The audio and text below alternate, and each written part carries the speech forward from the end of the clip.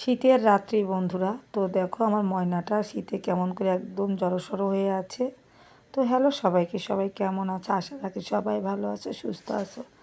তো ভিডিওটি শুরু করছে এখন থেকে। তো রাত্রিবেলার থেকে ভিডিওটা আমি মানে করলাম। তো এটুকুই হচ্ছে আমি নিয়েছি ময়নাটাকে।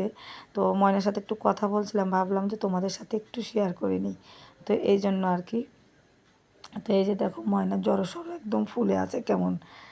আর গরমের দিন হলে এতক্ষণ দানা কতবার যে ঝাপটাতো বলার বাইরে। তো শুভ সকাল, এটা হচ্ছে পরের দিনের ভিডিও। তো আমি কাপড় চোপড়গুলো কিন্তু আগের দিনই ধুয়েছিলাম। তো এগুলো হচ্ছে পরের দিন। তো আগের দিন ধুয়েছিলাম ঠিক আছে, কিন্তু আগের দিন মেলা হয়নি কারণ রোদ চলে গিয়েছিল। তো পরের দিন সকাল সকালে হচ্ছে নিয়ে এসেছি ছাদে। তো হালকা হালকা দেখো একটু রোদ উঠে পড়েছে।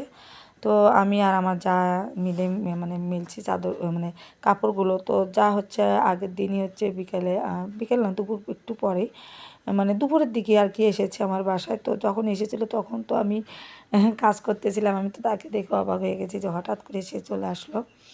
তো সে হচ্ছে আমার বাসায় প্রথম এসেছিল, তো আমাকে পায়নি। আমি আবার শিবাকে নিয়ে একটু বেঁচে গিয়েছিলাম, তো এই জন্য হচ্ছে সে চলে গিয়েছিল অন্য এক বাসায়। তো সেখান থেকে কিন্তু আবার আমার বাসায় চলে এসেছে। তো যাই হোক, অনেক কাপড় কিন্তু ধুয়েছি দেখো বন্ধুরা। আর এই কাপড়গুলো ধুয়ে যতটুকু ঠান্ডা কমেছিল আবার নতুন করে ঠান্ডা আমার লেগে গিয়েছে, সেটা তো তোমরা বুঝতেই পারছো। তো এই যে দেখো দিদি বাসায় যাওয়ার জন্য হচ্ছে রেডি হয়েছিল, দাদা এসেছিলো নিতে। তো এই জন্য শাড়ি পরেছে। তো আমি যেতে দিলাম না, যে আমি একটু পরে 12টার দিকে আমি ছেলেকে নিয়ে স্কুলে যাব, তো একসাথে যাওয়া হবে আর কি। যেহেতু সকাল সকালে চলে এসেছে, দাদা হাতে কিছু না খেলে হয় বলো? খালি মুখে কি কাউকে বিদায় দিতে হয়? এটা কিন্তু খুবই খারাপ লাগে। তারপরে সাথে একটা ছোটো ভাতিজি আছে আর কি। তো এই জন্য তো ছাদের থেকে গিয়ে কিন্তু আমরা হচ্ছে খাওয়া দাওয়া করবো। একটু খিচুড়ি রান্না করেছি, সকালে চা বিস্কুট খাওয়া হয়েছে। শীতের দিন চা বিস্কুট খেতে খুবই ভালো লাগে আর কি।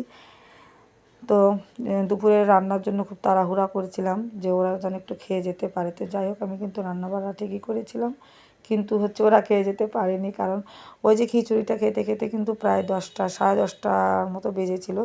আর আমরা তো স্কুলে গিয়েছি হচ্ছে 12টা, পৌনে 12টার দিকে। তো সব পেটে মানে কারোর জায়গা ছিল না খাবারের পর। তো এই জন্য বলছিল যে না খাবো না। তো খুব জোর করেছিলাম, খেলো না। তো যাই হোক, তারপরে কিন্তু তাদেরকে নিয়ে আমরা হচ্ছে চলে গেছিলাম শিবার স্কুলের দিকে। তো স্কুলের ওই সাইড দিয়েই হচ্ছে দিদি যায়, দিদির যে বাসা। তো স্কুলে যাওয়ার পথেই হচ্ছে রাস্তাটা। তো এই যে দেখো, তারপর কাপড় কিন্তু মেলে দিয়েছি আমরা। এই যে সবাই খিচুড়ি খেয়ে নিচ্ছি। তো খিচুড়ি রান্না করেছি, মুসুরের ডালে খিচুড়ি রান্না করেছি, একদম বোনা খিচুড়ি।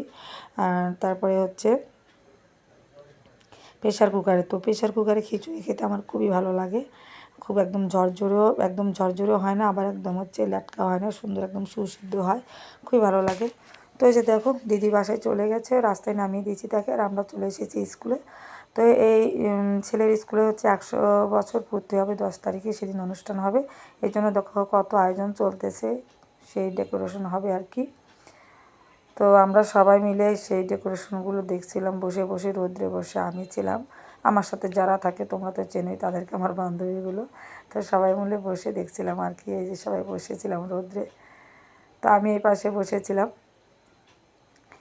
এই যে স্কুলের মাঝখানে চলে এসেছি। প্রথম পর্যায়ে তো আমাদেরকে ঢুকতে দিল না, তারপরে আবার ঢুকতে দিল। এখন একটু ঢুকতে দেবে, যেহেতু এখন ক্লাস এখনও শুরু হয়নি, তবুও ঢুকতে দেয় না আর কি। তো এটা হচ্ছে স্কুলের ভিতরে। তো বন্ধুরা, তো স্কুল থেকে বাসায় যাওয়ার পথে হঠাৎ দেখলাম যে ছোট্ট একটা দোকান নিয়ে বসেছে। তো সেখান থেকে একটু আয়না কিনে নিলাম। তো সবাইকে জানাচ্ছি আজকের জন্য টাটা।